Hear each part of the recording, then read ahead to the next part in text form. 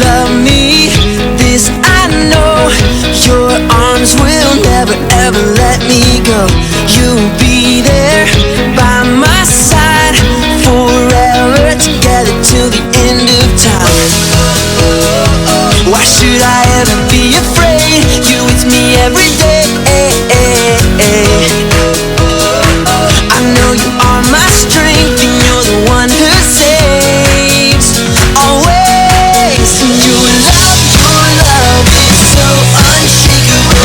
You never change, no, you are faithful. Sing it out, let the whole world hear. Your love is unshakable.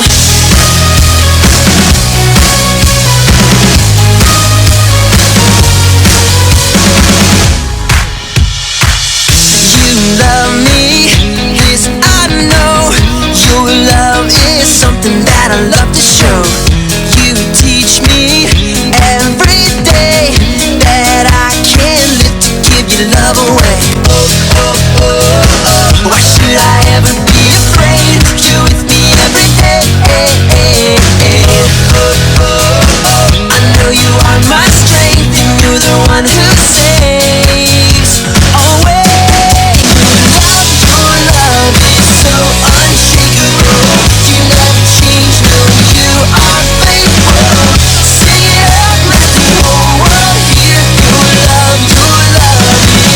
Unshakable.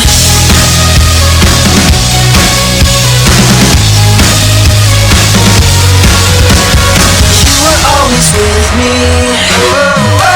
Your love is never failing. You are always faithful.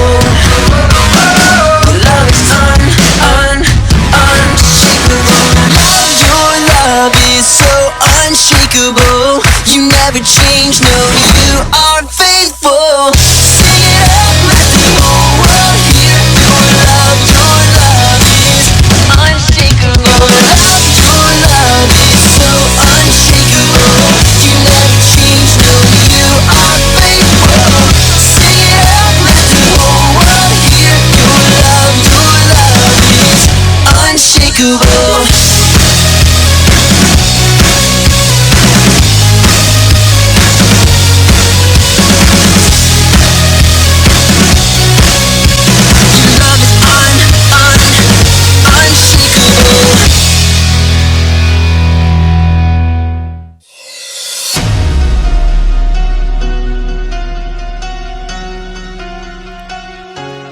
Where do I go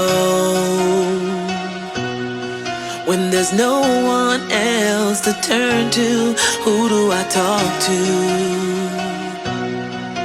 when no one wants to listen? Who do I lean on? When there's no foundation stable, I go to the rock. I know he is able. I can go to the rock.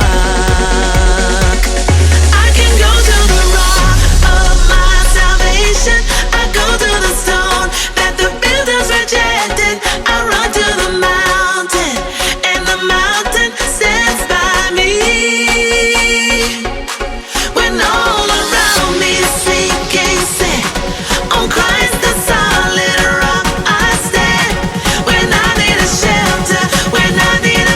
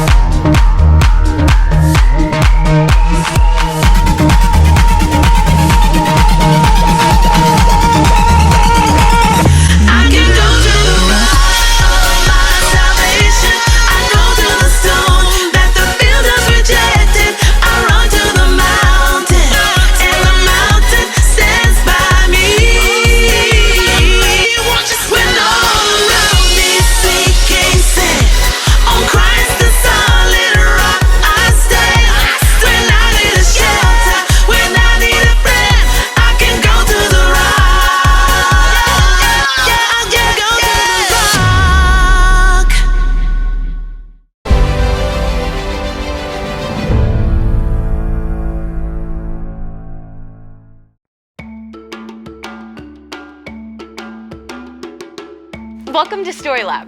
This week, we're talking about grit, while we take a look at the story of someone who had to craft their way out of a tight situation.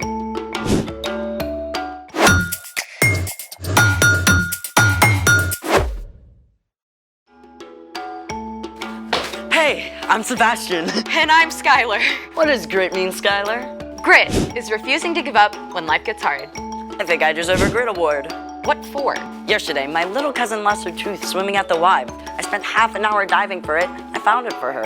That's very gritty. It was at the bottom of the deep end. So weird. When we swim, our teeth float with us, but a tiny tooth by itself? Sinks. I think this calls for a float challenge. Let's try it. It's water.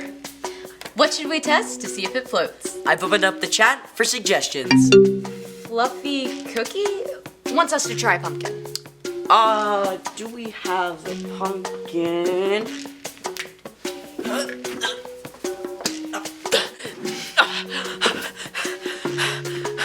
We have a pumpkin. Sink or float? I say sink.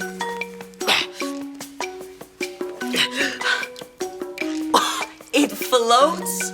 No way. This is insane. How? It's like a watermelon, basically. Kinda like that. Hold on. What's this? Wookiees are people too want us to use pop? Oh, soft drink. Diet or regular? Doesn't matter, both. Sink or float? If a ginormous pumpkin can float, I say the soda floats.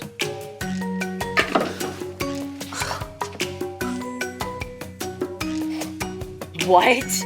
Diet floats, regular sinks? They're the same size can with the same amount of liquid.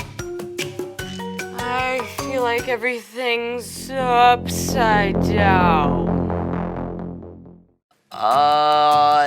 Do we have time for more? Speed round. Soap. Soap.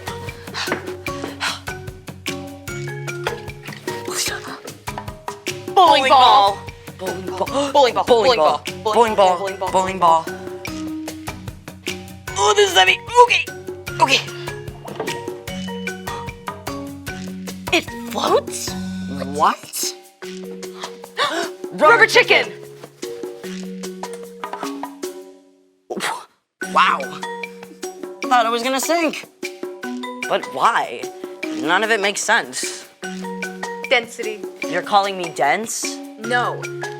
Some objects sink and others float because of density. Oh, I don't get it. Okay. Every object is made up of tiny molecules. In some objects, the molecules are packed tightly together, and other objects, the molecules are more loosely packed. That's density. The more dense an object, the more likely it is to sink. So a tiny tooth is dense and sinks. And the sugar in a regular soft drink is dense and makes it sink too. But diet soda is less dense and floats. You are not dense. I have been known to float. Now it's time for... The story before the story. Today, we're in the second book of the Old Testament, Exodus. God created everyone and everything, but people turned away from God. Still, God made a plan to bless the whole world through Abraham and Sarah's family. Their great-grandson Joseph was sold into slavery in Egypt. But after many hard years, Joseph was made second in command of Egypt and saved his whole family from starving. Over the years, Joseph's family, the Israelites, grew and grew. Until the Egyptian king, Pharaoh, got scared. That's where our story starts. Take it away.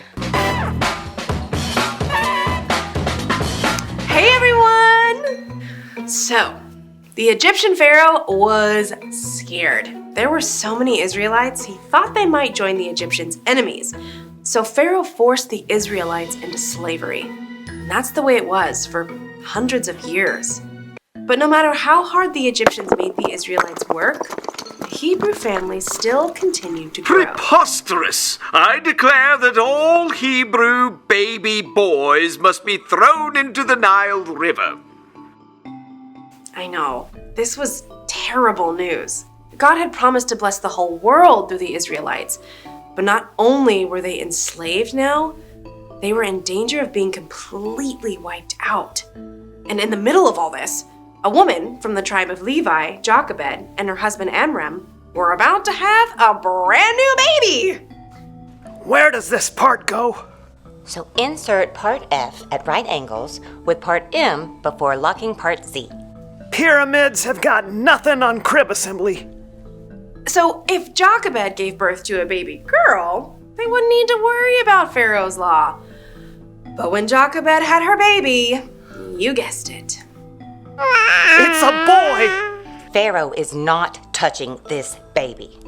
So for 3 months, Jochebed and Amram and their daughter Miriam hid the new baby boy. That. No puppy. Nothing to see here. Hush, little baby, don't say a word. Mom's gonna buy you a mockingbird. They tried, but after 3 months, there was just no way to keep hiding a baby boy with a healthy set of lungs. Jochebed wove a basket out of tall grass and coated it with tar. Give him to me now. But they'll still hear the baby in the basket. Come with me. Jochebed was so determined to save her baby that she made a risky and very creative move, might I add. Are we giving our baby a bath? Nope, we are giving him a chance. Now stay close by and make sure he's safe. So maybe Jochebed figured this was a place no one would come?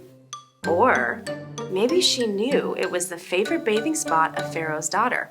Sure enough, Pharaoh's daughter came down to the river to bathe. Bring me that basket at once. I mean, Miriam must have been terrified, right? But she stayed hidden and watched to see what might happen. Poor thing. This must be one of the Hebrew babies. Miriam gathered every ounce of courage she had and ran up to Pharaoh's daughter. Would you like me to get one of the Hebrew women to take care of him for you? Yes, that's a perfect idea. This was the best news! So Miriam ran home as fast as she could and told her mother everything that happened. Then together, they returned to the princess. Take this baby and feed him for me. I'll pay you.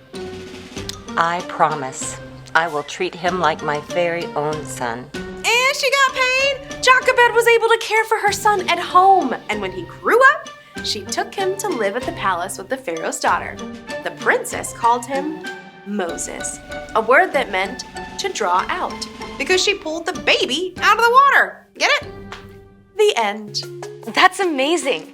I mean, there's no way Moses' mom could have known her baby would be safe. Yes, but Amram and Jochebed didn't give up. I mean, they held on. They didn't know what to do, but they got creative, and they took the next step. So what's our part in the story? Well, things in our lives can feel really big and difficult too. Yeah, I got assigned to this group project at school, and I had no idea where to start. I just wanted to quit the whole thing. What happened? Well, I prayed about it and asked for help. And eventually everyone joined in, and it actually turned out okay. See? Yes! When you aren't sure what to do next, ask God for help. We can also think about how we can follow Jesus during difficult times. We can start by loving God and loving others. Whether it's a friendship in trouble or a fight with your parents, you can hold on.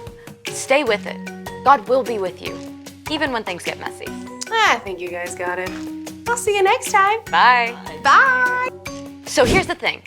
Hold on, even when you don't know what to do. That's how grit grows. Sink or float. Sink. It floats. Thanks for joining us in the Story Lab. We'll see you next time.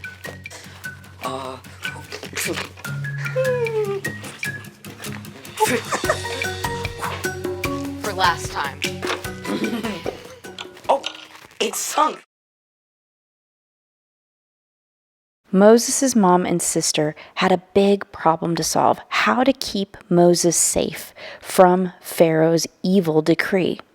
And they didn't have a lot of options. They didn't even know how they could do it, but they had to hold on and trust God. So our Start the Conversation question is, when have you helped solve a problem? The fact that we can actually help solve problems is a way that we can have grit.